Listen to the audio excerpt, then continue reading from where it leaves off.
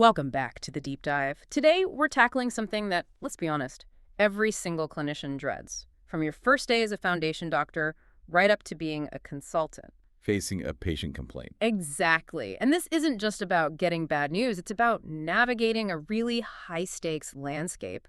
You've got the legal side, the professional, the ethical. It's a minefield. It is. So whether you're, prepping for a professional exam where these scenarios are guaranteed to come up, or you're literally walking into a clinic tomorrow morning, how you respond, well, it defines everything. Your professionalism, your team's integrity. Right. So we're not going to rely on instinct here. We're going deep into the source material. We're talking foundational GMC principles, the strict NHS complaint standards, and all the wisdom from professional guides. And we're going to build you a definitive framework, something transparent, effective, and crucially, high scoring. That's the goal. And that structured approach, that really is the whole mission of this deep dive. We want to give you that knowledge fast so you just know what the professional and legal expectations are. So you're not guessing in the moment. No guessing. And the central truth, whether it's for an exam or on the ward, it always comes back to the same core actions. Okay, what are they? You listen and acknowledge, you apologize sincerely, you explain the process and the timescales, you fix what you can right there and then safely. And you document everything and feed that learning back. Right. If we can get one mindset across today, it's this professional mantra for when you're faced with distress. Calm, timely, transparent action. It beats defensive delay. It decisively beats defensive delay every single time. Okay, let's start at the very beginning then. What actually is a complaint? I mean, what counts as one? And why does the GMC care so much about this? That's such a good question because a complaint, well, it's often not what people think it is. The definition is incredibly broad. It's not just a formal letter? Not at all. It's any expression of dissatisfaction requiring a response. That's the key bit. It could be an email, a tearful comment to a nurse, even just an irritated remark in a corridor. And the fact that it needs a response is what makes it official. Exactly. That's what formalizes it. And the reason the GMC sees this as a cornerstone of good practice is, well, it's multi-layered. First, it's about trust. Restoring it. Restoring it, yes. Yeah. When someone complains, trust is broken. Handling it well is how you start to repair that. Secondly, it stops things from escalating. A small issue becoming a huge investigation. Precisely. And most importantly, from a safety point of view, complaints are just critical data. They show you where the gaps are in your system. Okay, so the GMC's principles are all about transparency, integrity. You mentioned good medical practice and the duty of candor. How did this actually translate into what a doctor should do in that moment? They translate into three really non-negotiable professional duties. First, you have to communicate clearly. Be open, be honest. Proactive. Yes, proactive. Second, you're bound by the duty of candor, which means you have to be honest when things go wrong, even if it was a small error. And the third? You must follow the official NHS complaint standards, which are all about demonstrating that you're going to listen, respond properly, and crucially, learn from what happened. Let's focus on the one bit that causes, I think, the most professional paralysis. I think I know what you're going to say. The apology. We are all so afraid of saying, I'm sorry. The gut instinct is that you're admitting fault, or even worse, legal liability. And that anxiety is completely understandable, but it is based on a total misconception. And we can clear this up right now. Is apologizing an admission of legal liability? The big question. The guidance is unequivocal. No, it is not. Apologizing is an act of professional candor. It's compassion. You are apologizing for the patient's negative experience. Not for being legally negligent. Exactly. You're sorry for their distress, their inconvenience. In fact, the official NHS guidance actively encourages a sincere, early apology. You get penalized professionally for failing to say sorry. Wait, okay, but isn't that a bit counterintuitive for the patient? I mean, if I apologize sincerely in step 2, and then later the investigation finds no medical negligence occurred, won't they feel misled? That's a great point. And that's where the language is absolutely key. How you phrase it. How you phrase it. The apology has to be sincere, but it also has to be focused purely on their experience. So you use phrases like, I am so sorry for the distress this delay has caused you, or I am sorry that your experience didn't meet your expectations. So you're acknowledging their reality. You're acknowledging their reality without prejudging the investigation. And the crucial thing is, you move straight from the apology to step 3, explaining the transparent pathway. That shows you're taking it seriously, but routing it for proper analysis. That makes so much more sense. Okay, let's put it into practice then. We need that clear step-by-step action plan. The first, next, last framework that gets you the highest marks. Absolutely. This is the framework that ticks all the boxes. Yeah. For the GMC, for the NHS standards, and for the human need to be heard. So step one. Step 1.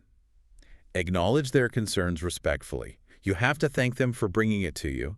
That act alone validates their experience and just lowers the emotional temperature in the room. Okay, so acknowledge, then what? Step 2. Apologize clearly and sincerely, just like we discussed. Focus on their experience, their distress. It's about accountability for their feelings. Got it. Step 3. Step 3.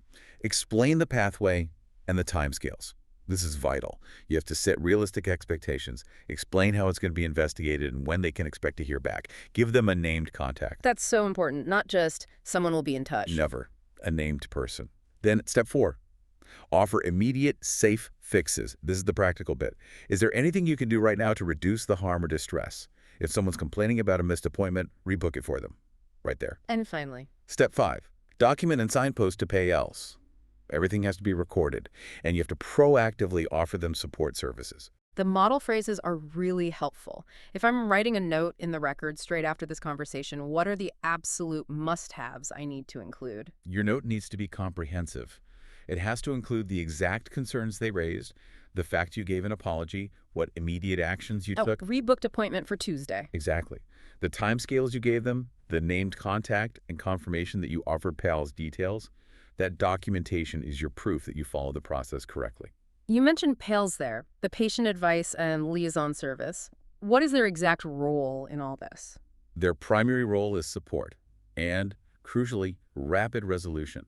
If the person needs emotional support, or if it's a simple issue like a lost wallet or a parking query, you should get PALS involved straight away. At the first contact. At the first contact.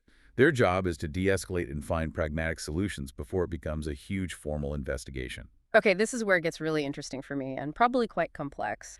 When does this 5-step process just stop? Because the issue itself needs immediate action. We're talking about red flags. You're right. And the rule is simple. Safety always comes first.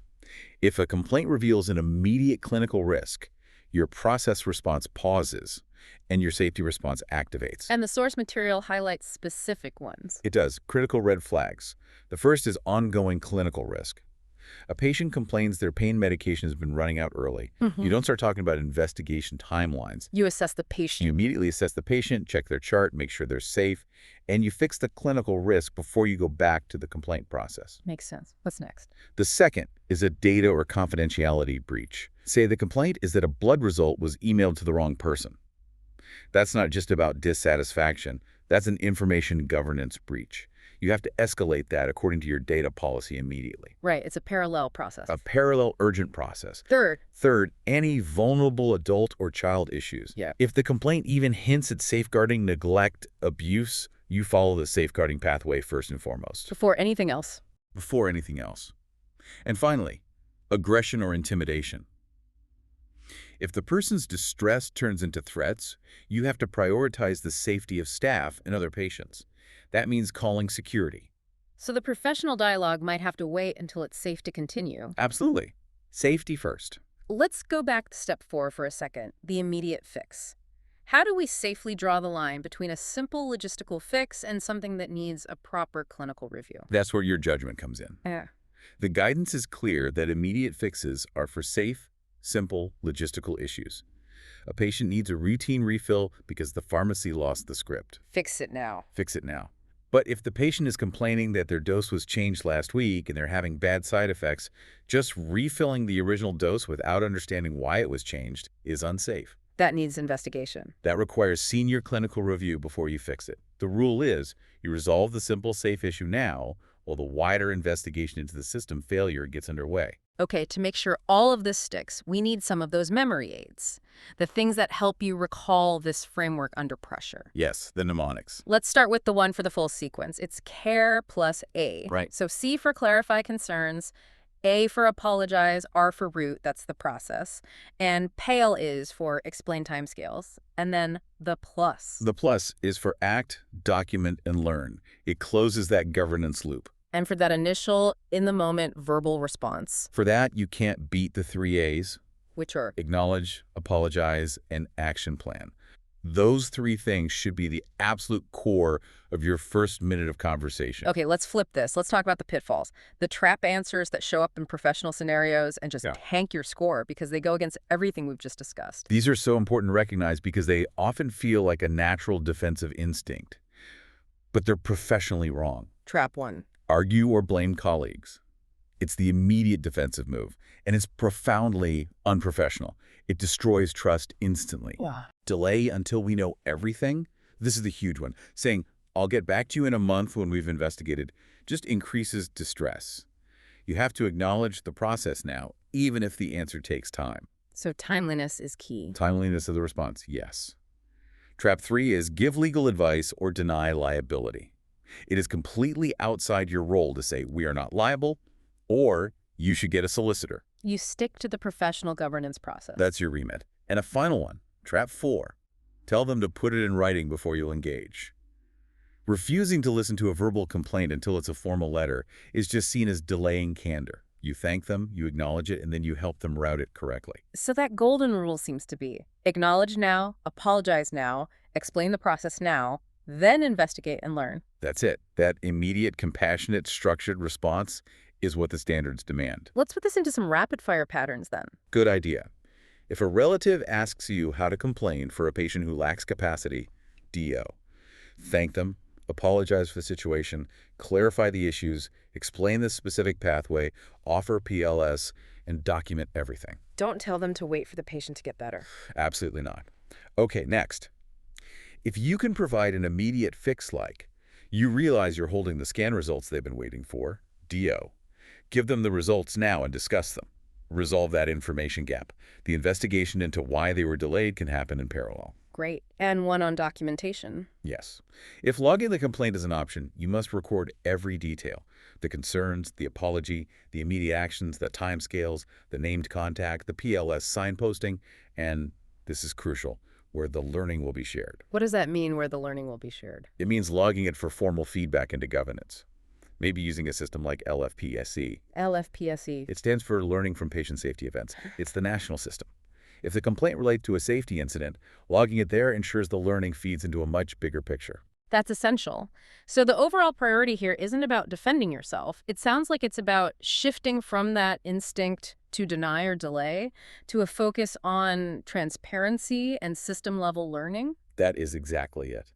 The highest scoring approach, professionally and in exams, is the one that demonstrates you treat the complaint not as a personal attack, but as a high-value piece of data that can make the whole system safer. You have to close the loop. Right, by responding, explaining the findings, detailing the changes. Yes. We've now updated our policy to double-check referral addresses. That's what closing the loop looks like.